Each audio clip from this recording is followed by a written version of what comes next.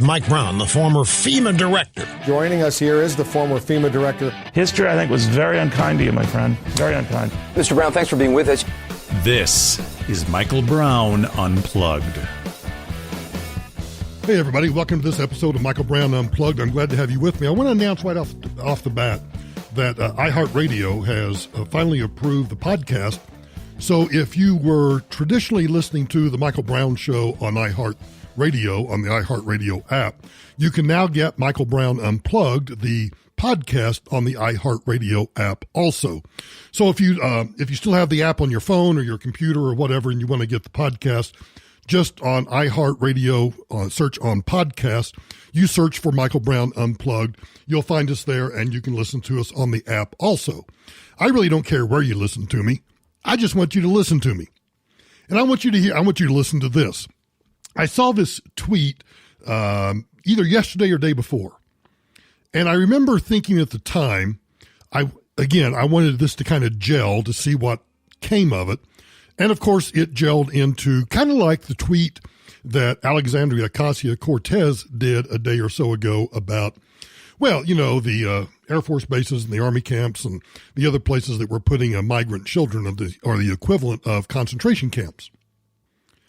Not only should every Jew in the world be offended by that, but I think anybody who understands exactly what the Holocaust was should be offended by it. But anyway, that tweet completely blew up, and I think it may be one of those tipping points in the arc of someone's electoral career that starts putting her on the downhill side. Part of me wants it to be that. Part of it wants me, again, I don't want her silenced. I don't want her shut down. I don't want her Twitter account closed. I want her to continue to say the dumbassery that she says, because we need to truly understand where these people are coming from. Well, there's this author. Her name is, and I know I'm going to bastardize this, Taslima Nasreen. Taslima, last name Nasreen, Nasreen. Nasreen, I don't know what it is. On her Twitter account, she describes herself as an author, a secular humanist, a feminist, and a physician. And then the website that she apparently writes at is at freethoughtblogs.com/Taslima, if you'd like to go see what she writes about. Well, she tweeted this day before yesterday. Men and women who have bad genes with genetic diseases like diabetes, hypertension, cancer, etc., should not produce children. They have no right to make others suffer. I don't know how many in this audience have diabetes.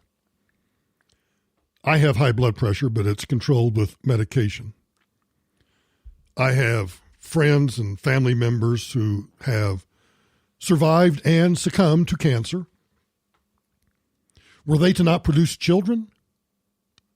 They have no right to make others suffer, she says. This is the insanity of the left. You would think that that would be a parody account. Well, she actually defended her position by claiming that she too suffers because of her parents' genetic defects. She wrote, I love fish and meat and sweets, but I have to be a vegan in order to reduce the risk of early death. I think her brain's already dead. I'm not sure, but I think we might want to put an EEG on and find out whether or not there are any brain waves or not, because I want you to think about this in terms of, racism, eugenics, the idea of, speaking of the Holocaust, how about the supremacy of people without bad genes? Now, I don't know, but I haven't found anybody, anywhere, any place, that is the perfect specimen of a human body. That they aren't without some sort of physical, or in many cases, mental flaws.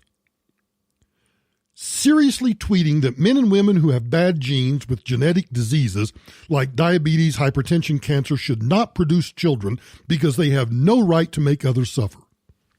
The insanity of that.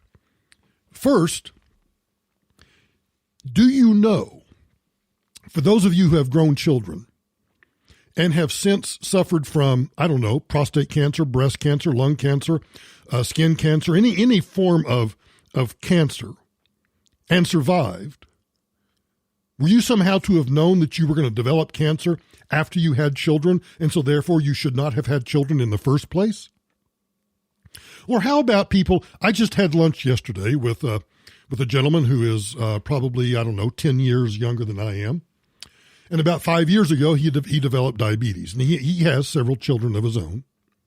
Should he have not had children because he should have been able to see that he's going to have diabetes? Or those who have diabetes now shouldn't reproduce because, well, eugenics. I've not looked up this woman's website. I've not read her writings. I don't need to. If you're going to tell me that the left is not when you conflate what was said a couple of days ago by Alexandria Ocasio-Cortez about the Holocaust and concentration camps, and that's what America is doing to unaccompanied migrant children. And now we have a feminist author who says that men and women who have bad genes shouldn't reproduce because they have no right to make others suffer. I'm beginning to think that the true Nazis are in our midst. They're Taslima Nasreen. And again, I don't want to shut her up. I want her to speak as loudly and clearly as often as possible because I want people to know exactly what they think. And continuing along the lines of apparently everybody's a Nazi if you're not a lefty, if you're a Republican, if you're a conservative, if you're a libertarian, you're a Nazi. However, if you are a member of the mainstream media, and I don't even care, I'm going to throw Fox News in that. If you're a member of the mainstream media, apparently you're not a Nazi. So in a week where we have had reference after reference after reference to eugenics, to Nazism, and to Hitler, CNN finally goes off well, I shouldn't say finally. How many times can you go off the deep end? Does anybody know? Has anybody checked to see, is there like some statute or government regulation about how many times you can go off the deep end? Because I have a feeling that CNN has exceeded their deep end dives. You know, Chris Cuomo has a show, I forget what it's called, Dumbassery probably. But Don Lemon is on Chris Cuomo's show and compares airing Donald Trump speeches to giving Adolf Hitler airtime. Think about that. Think about the despicable people we've had in history. Okay, now I'm going to use an extreme example. Think about Hitler. Think about any of those people. Would you say that that person is allowed, or let's put it this way. If you could look back in history, would you say, well, I'm so glad that that person was allowed a platform so that they could spread their hate and propaganda and lies? Or would you say it probably wasn't the right thing to do to spread that because you knew in the moment that that was a bad person and they were doing bad things? Not only were they hurting people, they were killing people. And so I just think that... Well, but I think that... Wow. You knew in that time that because he's referring to Donald Trump, you knew in that time that what? Donald Trump was establishing concentration camps, that Donald Trump was a Nazi. This has now entered the theater of the absurd in terms of the historical ignorance. And quite frankly, let me be serious for just, not that I haven't been serious for the past almost 9 minutes, but let me be serious again for just a second. Think about what that does in terms of minimizing the significance of the Holocaust. Think about what this kind of language and these kinds of comparisons do to all of those Holocaust survivors and their families. Or for that matter, what does it do to all of the soldiers who liberated all of those camps, to all of those men who died in World War II to stop the spread of Nazism? It is despicable. But hey, I ain't done. Move over, Alexandria Ocasio-Cortez. Move over, Don Lemon and CNN. Make room for Beto O'Rourke, Robert Francis O'Rourke, the former congressman from El Paso, who now also invokes the Holocaust while criticizing Trump's immigration policies. He starts off with some sort of history lesson, but just enjoy the ride. 1939, a ship set sail from the port of Hamburg, Germany, with more than 900 Jewish refugees aboard. It's called the St. Louis. Children, women, and men bound for Cuba. They were going to deboard in the port of Havana, but as they were crossing the Atlantic, Cuba changed their asylum laws and did not allow those passengers to leave. So they set course for the United States. Our president, Franklin Delano Roosevelt, said that that ship could not come to this country. We didn't have the capacity. This was not our problem. The captain of that ship tried to run it aground in Florida, but we sent out Coast Guard cutters to prevent them from doing that, ultimately forcing that ship back across the Atlantic to Europe, where more than 250 of her passengers, children, women, and men, were murdered in the Holocaust. Now that stain is ours to share. Because in a democracy, though that was a decision of just one man, just as the decision for family separation and the cruelty with which we treat children in this country today may be the decision of one man, in a democracy where the people are the government and the government is the people, every single day that these kinds of conditions and situations persist, it is on every single one of us. So let's take this moment to make this commitment that every single one of us will use our voice and our vote in this democracy to make sure that it is consistent with our interests and our values, and that we're able to look our kids in the eye in the years to come and tell them at this defining moment of truth, we did what was right and we made them proud. That's why I'm running. That's why I'm running for president. You can't see the video, but if you could see the video, you would think that he was having some sort of epileptic fit by the way of the flailing of the arms and the body, and he's splaying around like he's just a nut job.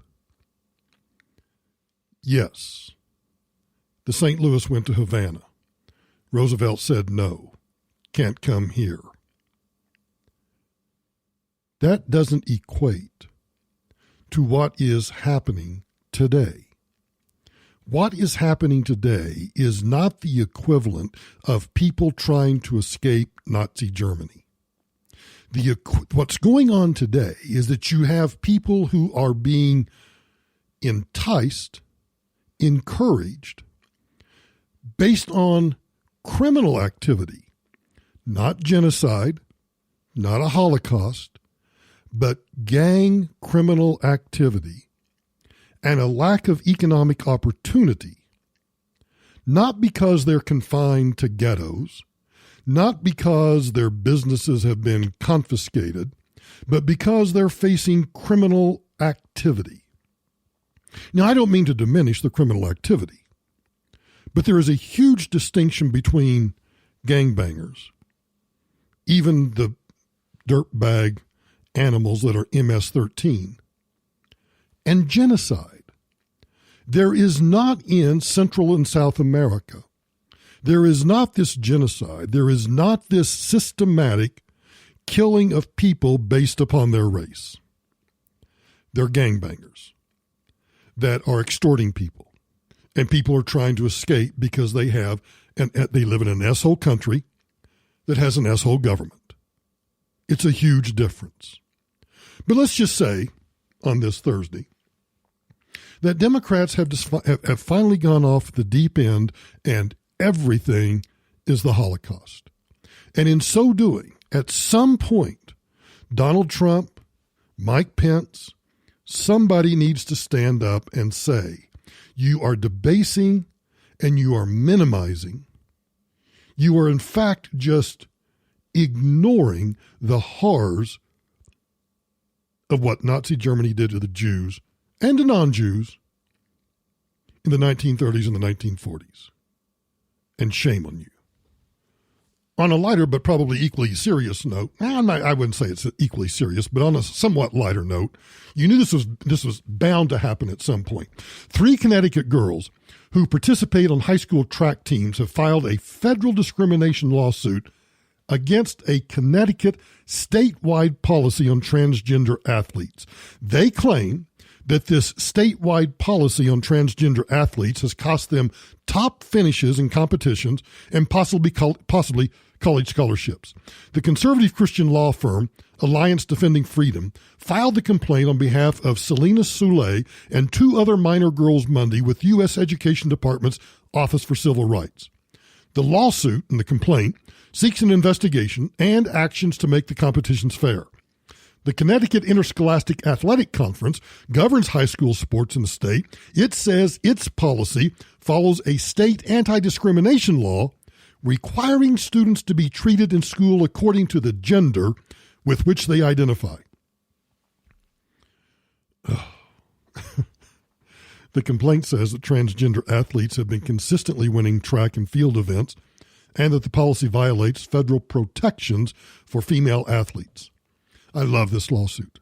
I can't wait to see the outcome of this complaint because you have Title IX that says, okay, we've had disparate treatment of women in collegiate athletics, and we've had disparate treatment of females in even high school athletics. So Title IX says, you've got to do all these things to equalize things out. Then comes along this transgender movement. And in an effort to somehow mollify a teeny tiny little percentage of people that truthfully shouldn't even be counted, instead are now being allowed to what? Unfairly compete with women and female athletes. This is what happens when you have identity politics. Eventually, it begins to devour itself. And we're watching the devouring. And I must say, I find it quite amusing, Ollie, quite amusing. As you've probably heard, the president announced via tweet, well, he tweeted this on the 17th, Monday, I think. Next week, ICE, Immigrations and Customs Enforcement, will begin the process of removing the millions of illegal aliens who have illicitly found their way into the United States. They will be removed as fast as they come in. Mexico, using their strong immigration laws, is doing a very good job of stopping people. And then, of course, everybody in the media, everybody on the left, went, apoplectic, claiming that there's no way that the president can find and remove millions of illegal aliens. So trying to be as helpful as I can, because I feel it's incumbent upon me that when the media attacks the president and says that, well, this tweet is absurd, there's no way that he can begin removing the millions of illegal aliens, I got an idea. How about this? There were more than 730,000 criminal aliens in U.S. or state prisons and local jails in the period between 2011 and 2016.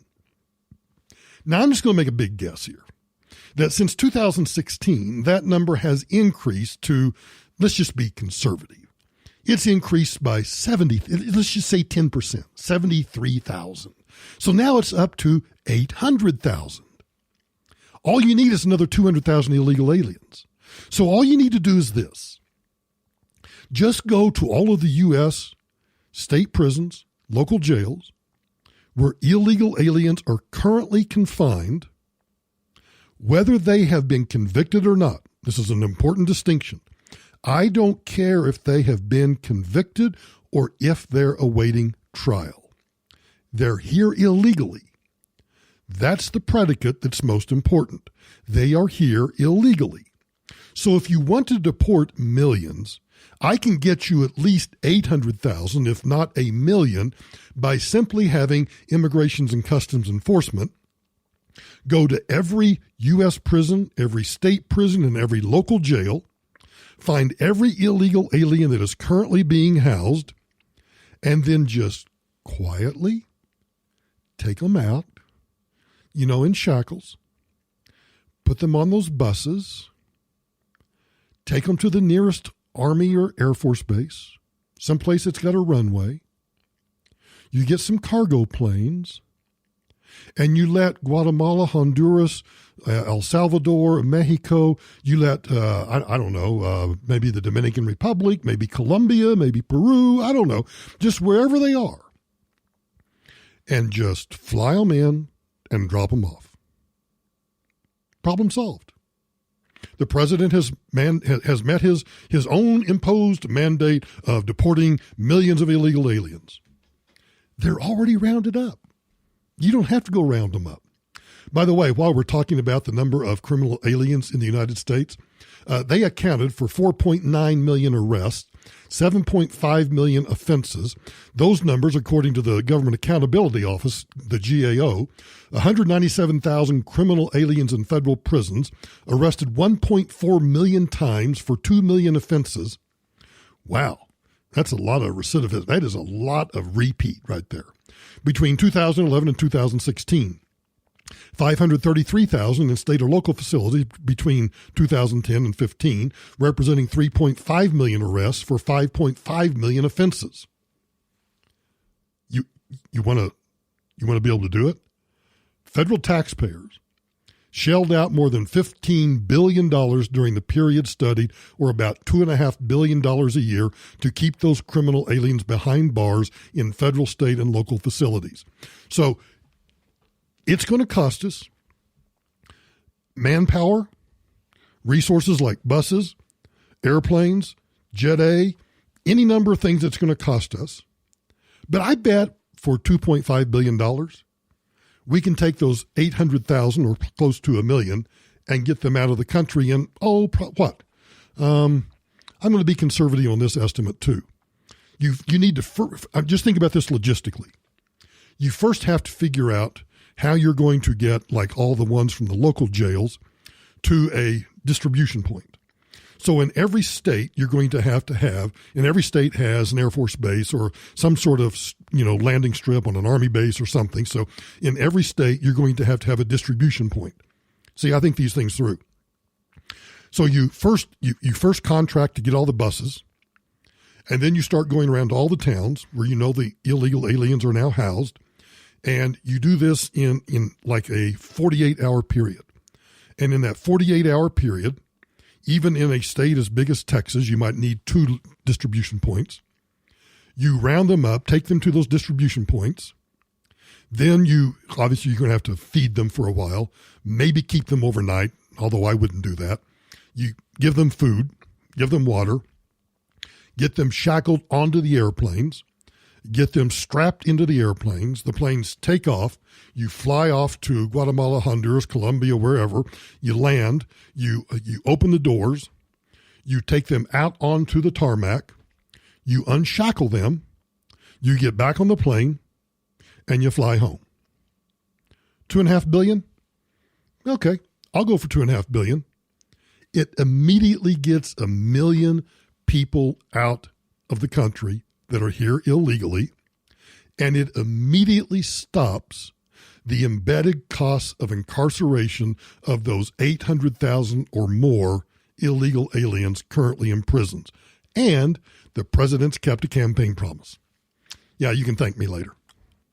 Now, for a little bit of something you probably won't hear anywhere else, I'm going to use the word reparations. Unless you were living under a rock, you know that yesterday, on Wednesday, that every Hollywood muckety-muck and every member of the Congressional Black Caucus and every dipwad in the country appeared before a House committee, the House Judiciary Subcommittee on the Constitution, Civil Rights, and Civil Liberties. Yes, everybody, see, here's a little secret about Washington.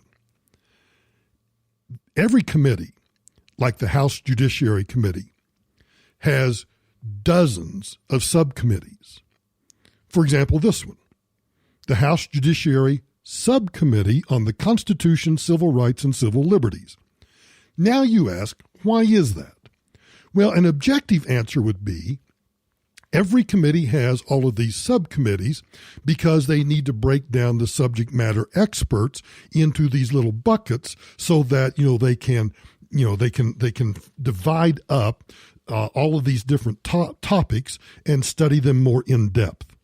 That would be the objective answer. Here's the real answer. Because every subcommittee has a chairman, and everybody who's a member of Congress likes to be called Mr. Chairman or Madam Chairman. So the more subcommittees you have, the more chairman or Madam Chairman that you have. There's your little civics lessons for the day. But let me get back to reparations. Because I know yesterday I had a lunch meeting, so on the way there, I heard Limbaugh for the 15 minutes I was in the car. He was talking about reparations, and so that tells me that probably every talk show host and their dog was talking about reparations yesterday. But what they probably didn't tell you is this. That hearing erupted when a writer by the name of Coleman Hughes trashed a bill to study slavery reparations. He trashed it as a moral and political mistake, forcing the chair of the hearing to tell the audience to chill. Now, before you jump to any conclusions about Coleman Hughes is a black man. And members of the committee, it's an honor to testify on a topic as important as this one. Nothing I'm about to say is meant to minimize the horror and brutality of slavery and Jim Crow. Racism is a bloody stain on this country's history, and I consider our failure to pay reparations directly to freed slaves after the Civil War to be one of the greatest injustices ever perpetrated by the U.S. government. But I worry that our desire to fix the past compromises our ability to fix the present. Think about what we're doing today. We're spending our time debating a bill that mentions slavery 25 times, but incarceration only once, in an era with no black slaves, but nearly 1 million black prisoners. A bill that doesn't mention homicide once, at a time when the Center for Disease Control reports homicide as the #1 cause of death for young black men. I'm not saying that acknowledging history doesn't matter. It does. I'm saying there's a difference between acknowledging history and allowing history to distract us from the problems we face today. In 2008, the House of Representatives formally apologized for slavery and Jim Crow. In 2009, the Senate did the same. Black people don't need another apology. We need safer neighborhoods and better schools. We need a less punitive criminal justice system. We need affordable health care. And none of these things can be achieved through reparations for slavery. Nearly everyone close to me told me not to. Did you notice that? Oh, this black man has wandered off the plantation. Back it up. For slavery. Nearly everyone close to me told me not to testify today. They told me that even though I've only ever voted for Democrats, I'd be perceived as a Republican and therefore hated by half the country. Others told me that by distancing myself from Republicans, I would end up angering the other half of the country. And the sad truth is that they were both right. That's how suspicious we've become of one another. That's how divided we are as a nation. If we were to pay reparations today, we would only divide the country further, making it harder to build the political coalitions required to solve the problems facing black people today. We would insult many black Americans by putting a price on the suffering of their ancestors. Man, preach it. Just preach it. Now, what you can't see is that the black members of the House subcommittee are beginning to squirm. The audience is beginning to make noise. Boo, hiss, no. Now, I don't agree with everything he says. I don't agree with a lot of what he says. But what I do agree with is he's right. By coming here, testifying before that committee, and saying what he is saying, he is dissing the race baiting apparatus in this country. He's saying that if you want to truly understand racism, you need to understand the systemic causes of it, and you need to address the results of that systemic racism. And we would turn the relationship between black Americans and white Americans from a coalition into a transaction, from a union between citizens into a lawsuit between plaintiffs and defendants. What we should do is pay reparations to black Americans who actually grew up under Jim Crow and were directly harmed by second-class citizenship, people like my grandparents. But paying reparations to all descendants of slaves is a mistake. Take me, for example. I was born 3 decades after the end of Jim Crow into a privileged household in the suburbs. I attend an Ivy League school.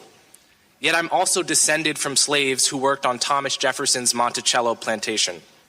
So reparations for slavery would allocate federal resources to me, but not to an American with the wrong ancestry, even if that person is living paycheck to paycheck and working multiple jobs to support a family. You might call that justice. I call it justice for the dead at the price of justice for the living.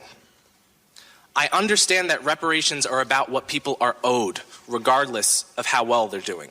I understand that. But the people who are owed for slavery are no longer here, and we're not entitled to collect on their debts. Reparations, by definition, are only given to victims. So the moment you give me reparations, you've made me into a victim without my consent. Not just that, you've made 1/3 of black Americans who poll against reparations into victims without their consent. And black Americans have fought too long for the right to define themselves to be spoken for in such a condescending manner. Oh, wow. How many times have I said that the race-baiting community, the Al Sharptons, the Jesse Jacksons, the Sheila Jackson-Lees, the Louis Farrakhans, all of these people who constantly badger us about racism, he just handed them their hat. You are dissing all of us who have risen above that. And then the fireworks start. The question is not what America owes me by virtue of my ancestry. The question is what all Americans owe each other by virtue of being citizens of the same nation. And the obligation of citizenship is not transactional. It's not contingent on ancestry. It never expires, and it can't be paid off. For all these reasons, Bill H.R. 40 is a moral and political mistake. Thank you. Thank you, Mr. Hughes. Chill. He was presumptive, but he still has a right to speak. What a condescending a-hole, Mr. Chairman. He was presumptive. I've said it 1,000 times that I think that we do a disservice to the black community. And I would hate to be a black American and have all of these people treating me as though I were a second-class citizen in the 21st century. Nobody talks about this guy because you know why? Nobody in the mainstream media wants that message delivered to the American population. But you heard it here. You heard it right here. Well, I guess this is different. An Alabama man allegedly devised a new outside-the-box means of self-defense. We may change the taxpayer relief shots to this.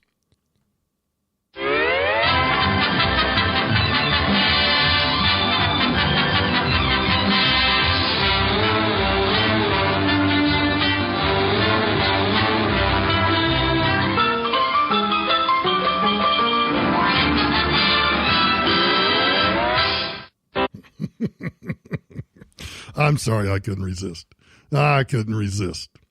So anyway, this guy, according to the Popo, 35-year-old Mickey Polk, kept a pet squirrel. Now, okay, you're thinking to yourself, Oh, Brown's gone off the deep end. What's wrong? What's wrong with keeping a pet squirrel, right? Well, he fed his pet squirrel meth. Yes, meth. Methamphetamines. In order to turn it from just your average skittish tree rodent into an instrument of death. So, being the protectors of their community, the Popo raided what they believed to be his apartment because having a pet squirrel is illegal, and obviously the Popo needed to end this grievous crime and to do so as quickly as possible. But they didn't find Pauk, Mickey Pauk, because he doesn't live there anymore. Instead, they found 37-year-old Ronnie Reynolds and enough meth to make the place look like redneck Superman's Fortress of Solitude, so they arrested Reynolds instead. And really, how could the authorities not act on the news that a local man was raising an attacked squirrel?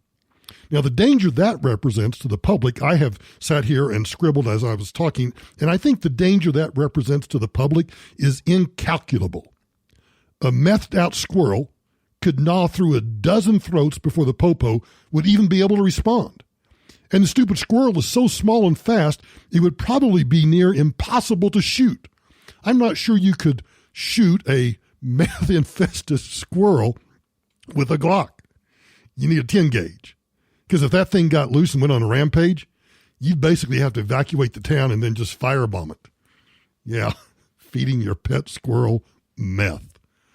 Yeah, well, it's a means of self-defense, right? I think in the Second Amendment it says the right to keep and bear meth-infected squirrels shall not be infringed. Okay, so you didn't like the meth-infected squirrel. How about this? A woman named Kimberly Hemperly is now the mom of the year after hilariously planning a party for her husband, but the party wasn't for what you might think.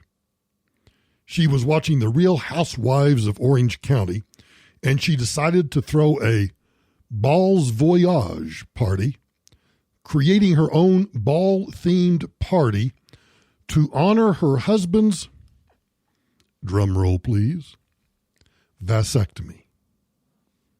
Yeah. Oh, did I mention this is in Orange County? That this is in California? Okay. Yeah. Now, what exactly does a balls voyage include? Well, everything from do-it-yourself balls and sausage-related food, a cake with a sperm headstone that says snip, snip, and a retirement shirt for her husband. Now, this mom also made custom swim team survivor shirts for their 2 children. And then she put it on Instagram. We have an announcement to make. I think we share too much.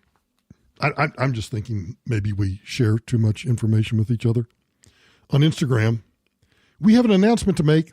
We are thrilled to say we will not be adding any tiny humans to our family. My husband is taking one for the team, and to celebrate this momentous occasion, I felt the need to throw him a little balls voyage party for his upcoming procedure. Because, oh my OMG, y'all, nobody is more excited about this than me. Update. This party was done almost a year ago, and it seems to be circulating even again. I know why. Because of this vasectomy little bit. Did anybody, or did I misinterpret it? But I could have sworn that last night, and again, I was a drive-by consumer of the television. It just happened to be on, but it was a First Bank commercial. And I don't know whether it was serious or a parody, but it was talking about limiting the number of children that you have because of climate change. Did anybody else see that? Or am I just smoking dope and was obviously a drive-by television watcher? If you saw that, let me know, because I'd really like to know. I tried to Google it and see if I could find it on YouTube, but I couldn't find it on YouTube. Let me know if you saw that. So Mao Zedong's demented Great Leap Forward, that whole era was intended to complete the transition from socialism to communism. Lesson learned right here. Pay attention. Socialism always morphs into communism or fascism or some sort of tyranny. Anyway, the Great Leap Forward killed about 45 million Chinese. Now, Governor Andrew Cuomo of New York wants to do a green Great Leap Forward. And it's, honestly, comparably ambitious and also promises to wreak devastation on the state of New York. He has reached an agreement with his fellow Democrats in the New York legislature to radically reduce harmless emissions that are an unfavorable byproduct of modern civilization. The legislation, according to this news report out of Albany, the legislation calls for reducing emissions by 40% from 1990 levels by 2030 and by 85% by 2050. The remaining 15% of emissions would be offset, making the state carbon neutral. The bill would also require that all electricity generation come from carbon-free sources by 2040. Now, that can only be economically feasible with heavy reliance on nukes. Meanwhile, Cuomo is closing the Indian Point nuclear power plant that has provided 25% of the electricity for New York City. Now, I have a real significant tie to the Indian Point power plant because after the attacks of 9/11, both Chuck Schumer and Hillary Clinton were adamant that we do a study about whether or not terrorists could fly planes into the Indian Point nuclear power plant, and if so doing, cause a meltdown and somehow make New York unlivable. So, joining with the Nuclear Regulatory Commission and FEMA, we did all these studies and made this report to Hillary Clinton and Chuck Schumer that no, it's not going to do anything. And by the way, I know I've told this story on the air before, but when I gave the report to Senator Clinton, she told me in a closed-door meeting that while she agreed with the report and she appreciated the report, she was nonetheless going to go out and talk about how she still doesn't believe FEMA and she still thinks we ought to close down the power plant, blah, blah, blah. But before she left, she made sure that I knew that under no circumstances was either me or the Nuclear Regulatory Commission in any way going to shut down the Indian Point power plant because it does indeed provide at least a fourth of the electricity to New York City. And if you take away that 25% of power, well, basic economics, what happens? What happens? Yeah, you take away 25% of your power generation, you have to make up for that generation somewhere else, and your rates will skyrocket. Now, the odds of this stupid economic plan actually resulting in a measurable difference in global temperature is, I would guess, 0. I don't think there's any sane person that would tell you differently with a straight face. Yet, people are going to submit to this radical and utterly unnecessary reduction in their standard of living because of this stupid global warming, climate change, whatever we're calling it today, hoax. Now, here's where the cultural Marxism comes into play. In a state where many communities of color struggle with pollution from traffic, power plants, and garbage disposal, the environmental justice components of the legislation resonated with lawmakers. Climate justice. Yeah, Democrats call this sort of race-baiting rhetoric climate justice. Now, the level of tyranny that's going to have to be imposed in the name of some absurd, liberal dogma is off the charts. The bill calls for the creation of a powerful climate action council, which will recommend emissions performance standards for the transportation, building, and industrial sectors. In other words, just about everything. In effect, this means that those sectors of the economy will be controlled by what? The government. The means of production, controlled by the government. Now, business interests, according to the same story, business interests have urged Cuomo and the Democratic lawmakers to slow down, saying the legislation is threatening 40,000 manufacturing jobs in the state. Yeah, that's only the beginning. Wait till Alexandria Ocasio-Cortez finds out about this plan. Oh, she'll jump on this in a New York minute. No pun intended. You might have already heard about this story, but I want to touch on it anyway. Apparently, Teen Vogue, which I don't know if is Teen Vogue an actual magazine? Like, can you go to a Barnes and Noble?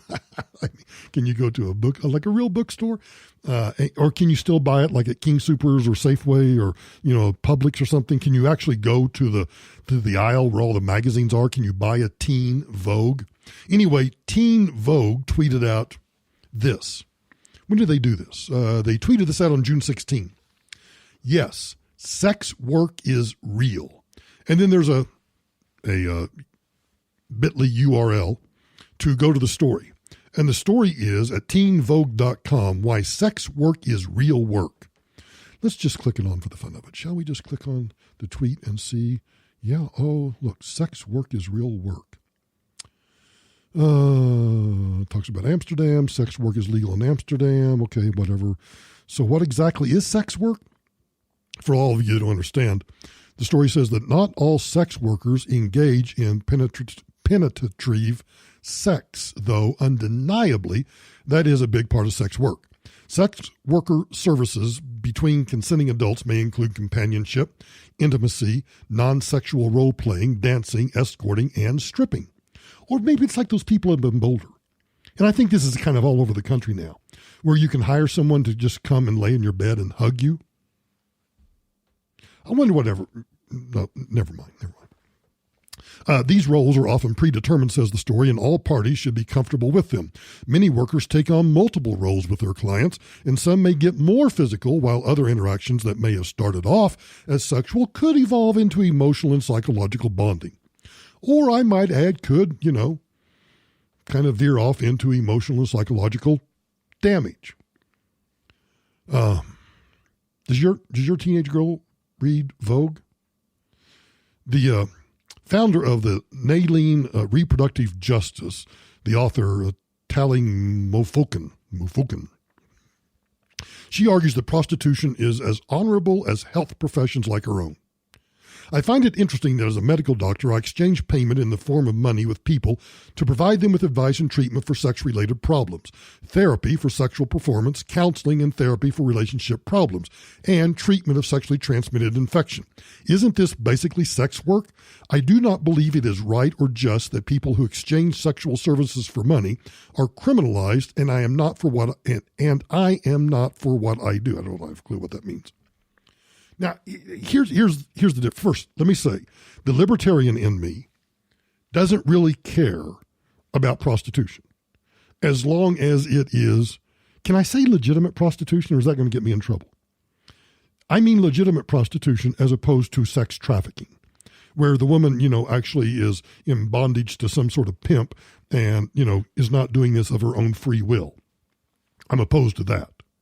But if you are, you're just the average housewife, or you're just the average, male, and you want to be a gigolo, and you want to get paid for it, I don't care.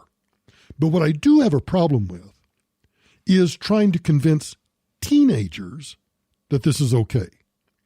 Why do we try to indoctrinate teenagers with this kind of garbage when they're teenagers? Teen Vogue targets 13-year-old girls. That's their target demo.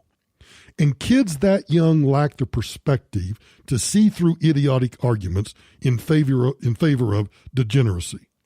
They may not know about the horrific diseases or degrading situations involved, or that prostitution often isn't a voluntary occupation.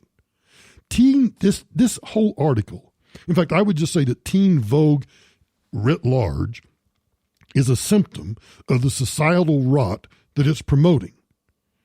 Another problem is this. Child sex trafficking has gone up 846%. That is almost 1,000% increase between 2010 and 2015. Now, if two consenting adults want to engage in prostitution, a man or a woman wants to pay a man or a woman or whatever, what combination thereof, to engage in sex, and it is all consensual and all voluntary, I don't care. It's when it's forced upon somebody, and particularly when it's forced upon children, you got to draw the line. Now, other contributions to America's decline by Teen Vogue include proclaiming that it doesn't matter whether men subjected to the hashtag #MeToo allegations are innocent. Yeah, their innocence doesn't make any difference. That abortion can actually be funny. I don't find the humor in that. And they actually encourage children to have I get started in these stories, and then I reach a point where, even though it's on the podcast, I'm uncomfortable. The story that I clicked on in Teen Vogue is, now remember, this is a magazine that is targeted to 13-year-old girls. Okay, I'm going to say it real quickly.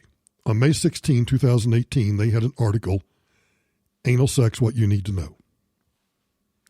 I don't know that 13-year-old girls need to know that. But maybe, oh, by the way, the print edition is no longer with us. You can only find it online. Well, that makes a big difference. I'm glad to know that, because 13-year-old teenage girls are certainly not online. So, well, never mind. Just forget this. Forget all of this. Now that I know that Teen Vogue is not a real magazine, it's only online. Well, there's no teenager online, so never mind. Let's get in a quick and dirty taxpayer relief shot. Comes to us from Fox 2 in Detroit. Homeowner shoots intruder, killing him on Detroit's west side. Breaking news tonight, a man has been shot and killed on Detroit's west side. It happened in the area of Chopin and Burwell shortly before 10 o'clock. Police say a homeowner shot the man after the man entered his house without permission. Police say the victim is a Hispanic man in his 20s. So far, no one has been arrested. The story says that the 39-year-old homeowner who was outside with his kids at the time heard a commotion and went back inside, and that's when the popos say he confronted the intruder, shooting and killing him. Yeah, I mean, good grief. Those of you who have not heard taxpayer relief shots before, let me just quickly tell you that what these are. These are the celebration of our God-given natural right of self-defense. It has nothing to do with the Second Amendment, although the Second Amendment, the right to keep and bear arms, which shall not be infringed, helps us in exercising our right of self-defense by being able to keep and bear arms to protect ourselves, our homes, our property, our businesses. But what we celebrate is the natural law, the God-given law of self-defense. Because in too many corners of our culture, people are denigrated for exercising their right of self-defense. And people bemoan, oh, somebody died. Well, somebody died because they were committing a crime. And they were committing a crime where somebody feared for the life of themselves, their family, their children, their wives, their husbands, or they feared for the safety of their property, and they took action lawfully to defend themselves. And thus we call them taxpayer relief shots. So on Tuesday, the House Appropriations Committee advanced what's called FY 2020 Homeland Security spending. It's setting the stage for another government shutdown. Mark my words. I know this is serious, but I want you to know about this now because, well, nobody else is going to talk about it. Now, the initial bill, as I read through it, contains some provisions that are concerning, including cuts for border security, interior enforcement, but the markup hearing made it even worse. Now, markup is where the committee that is overseeing this particular spending bill, they go into a meeting. It's called a markup hearing. And they actually don't even sit at the dais. They usually just sit around big tables in the hearing rooms. And they go through the bill line by line with their staffs and their magic markers, their highlighters and their ink pens and their crayons. And they mark up the bill. We agree to this. We don't agree to that. Let's change this number to this. Let's change that number to that. Let's change this language to this, blah, blah, blah. That's a markup hearing. Well, during the markup hearing, an amendment offered by Congressman David Price, a Democrat from North Carolina, which was eventually passed, would completely erase Donald Trump's immigration actions since he took office. Congressman Chuck Fleshman, a Republican from Tennessee, the Subcommittee on Homeland Security's ranking member, said in a story that I found that this poison pill amendment broke an understanding between the parties that such additions would not occur. He remarked that, quote, "We suffered a government shutdown over border fence funds. This amendment is controversial and contentious.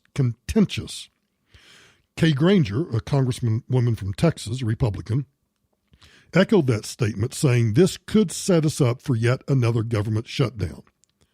The Price Amendment, that's the guy from the Democrat from North Carolina, his amendment bars the Department of Homeland Security Secretary from using any federal funds to enforce or implement 9 different immigration-related executive actions by President Trump.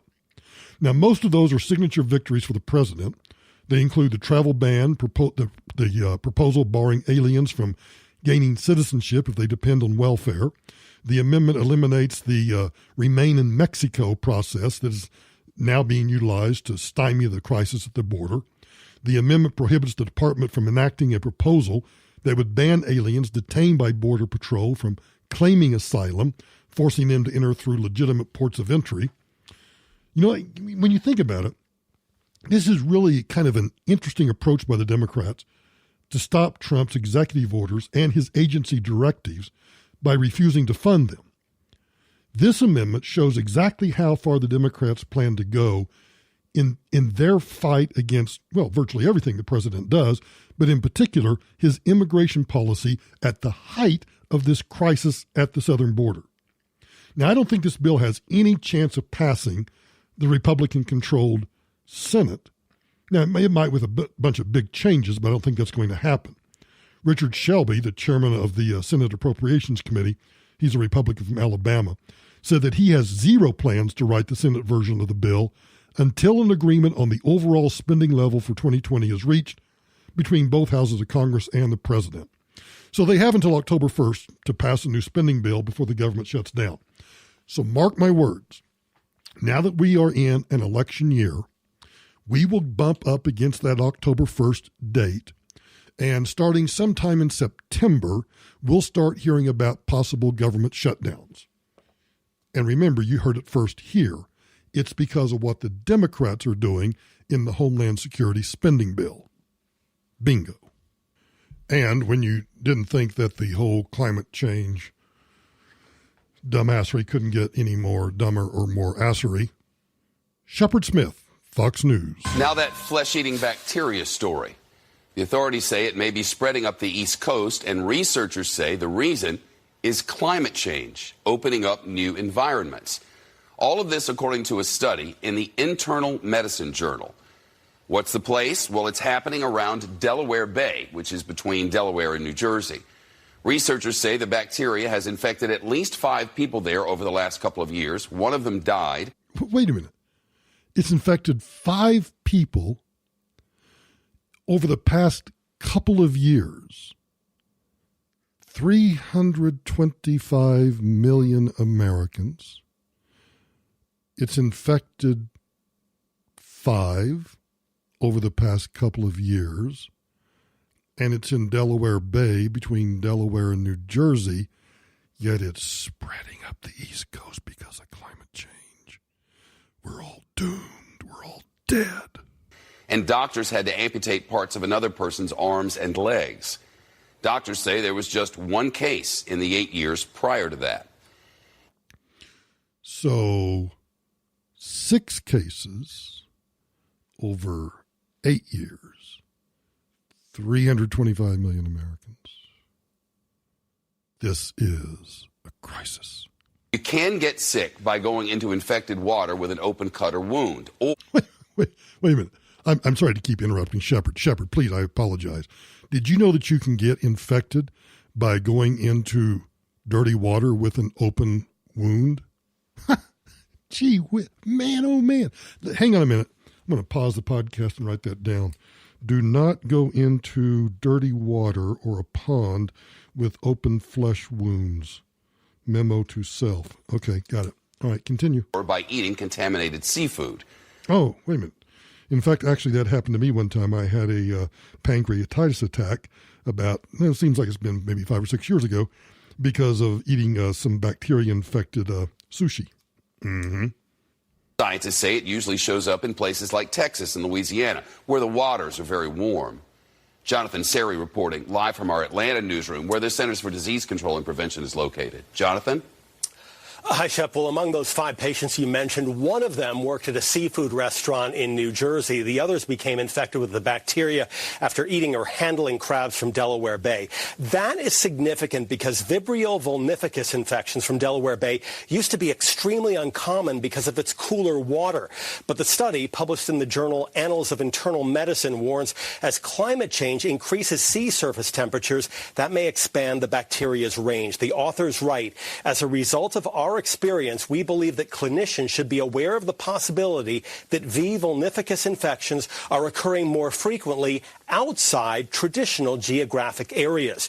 Oh, and I might add that, and I don't know whether we've had any, like in the trans-Mississippi West, but if it's because of warmer waters in the Gulf of Delaware or Port of Delaware or whatever it was called, maybe we're having less of it here, because for those of us who are kind of west of the Mississippi, And in fact, I think it's supposed to snow above 10,000 feet.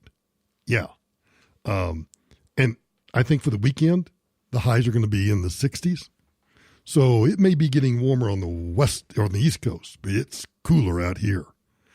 Yeah, it's amazing what Mother Nature does. She kind of does what she wants to do. So enough of Shepard Smith and the flesh-eating bacteria in 5 people out of 325 million Americans. Run for the hills. Thanks for listening to this episode of Michael Brown Unplugged. As I said at the beginning, you can now find us on the iHeartRadio app. Under podcast, you just search for Michael Brown Unplugged, and you can still find us everywhere else, Spreaker, iTunes, and follow me on all the social media platforms, which you can find at michaelbrowntoday.com. I always post the podcast up on YouTube. So if you subscribe to the YouTube page, youtube.com/MichaelBrownToday, you'll always get a notification if you click on the little bell. Then every time I get this shared on YouTube, you can listen to the podcast on YouTube. Join the Facebook page at facebook.com/MichaelDBrown. Ask to join the discussion group because, well, we can have some fun in there. And follow me on Twitter. I tweeted out something. This is amazing. I tweeted out something yesterday or day before about AOC's comment on concentration camps. Normally my tweets get about, I'd say 1,000 retweets, 1,000 engagements. That particular tweet, the last I checked yesterday, 200,000 retweets. So if you want to see some snark, you can enjoy the snark on Twitter at Michael Brown USA. Thanks for listening to this episode, and I'll talk to you again tomorrow.